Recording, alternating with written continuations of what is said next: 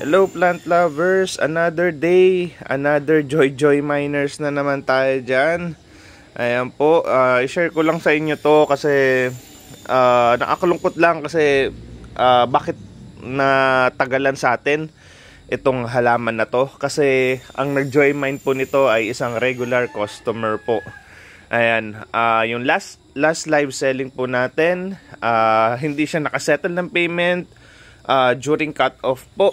Ayan, and sabi naman niya i-settle daw niya yung payment niya, then nagpa-additional pa. Ayan, kaya dumami ng ganito yung kanyang na-order is nagpa-additional order pa.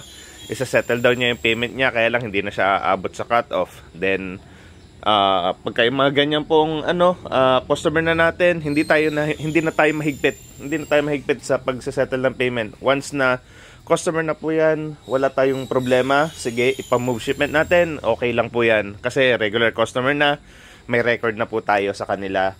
Then, ngayon po na kahapon, ayan, July 13, nag-cut off na uli tayo.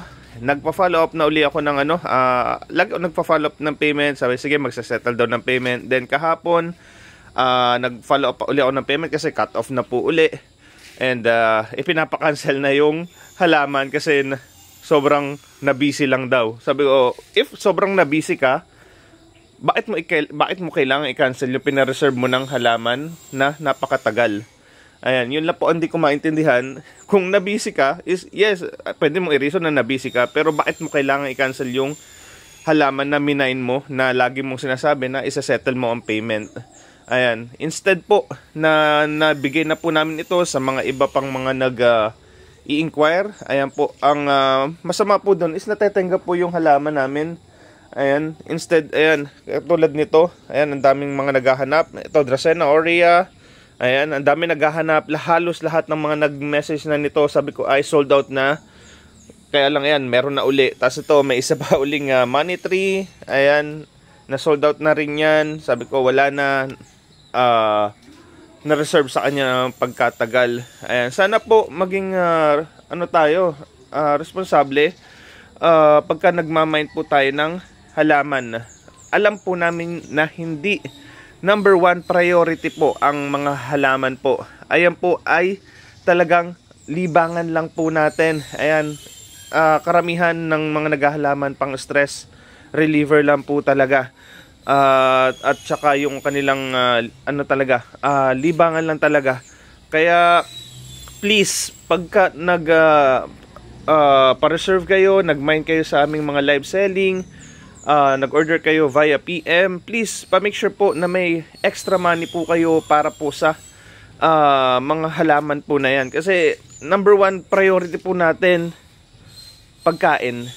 Ayan po. Tapos yung mga kuryente, tubig.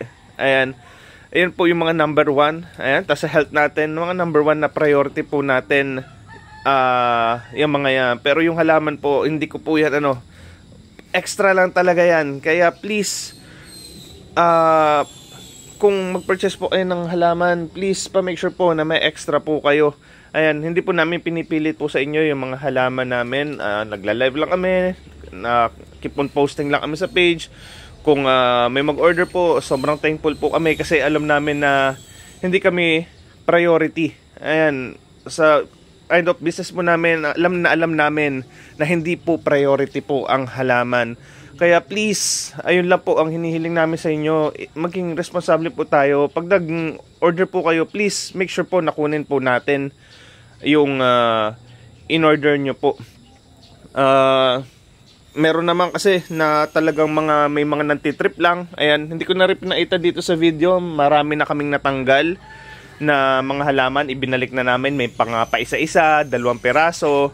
Ayan, nag-mine tapos pagka ibablock na tayo. Nag-mine tapos hindi na tayo sinisin lang tayo. So mga tinanggal na namin yon, mga pailan-ilan lang naman. Kaya lang ito lang talaga ang grabe, ang dami.